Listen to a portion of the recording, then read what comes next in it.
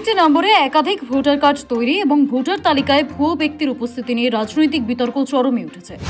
স্বচ্ছ ভোটার তালিকা নিয়ে প্রথম সরব হন বাংলার মুখ্যমন্ত্রী মমতা বন্দ্যোপাধ্যায়। ভোটার তালিকায় বহু ভুয়ো ভোটার রয়েছে বলে অভিযোগ করেন।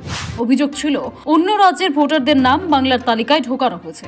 আবার এক ব্যক্তির একাধিক জায়গায় নাম রয়েছে বলে অভিযোগ করেন মুখ্যমন্ত্রী। মহারাষ্ট্র এবং হরিয়ানার ভোটের পর একই অভিযোগ করেন রাহুল গান্ধীও।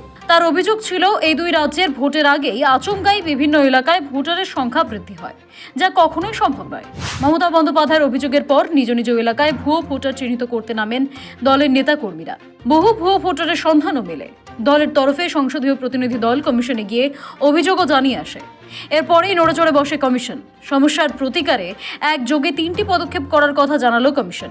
কমিশনের তরফে জানানো হয়েছে, মৃত ব্যক্তিদের নাম বাদ দেওয়ার জন্য তাদের ওয়েবসাইটে একটি বিকল্প ব্যবস্থা রাখা হবে, যাতে তথ্য প্রমাণ দিয়ে মৃত ভোটারের পরিবারের সদস্যরা তার নাম বাদ দেওয়ার আবেদন করতে পারে। তাতে স্বচ্ছ ভোটার তালিকা প্রকাশ করার ক্ষেত্রে সুবিধা হবে।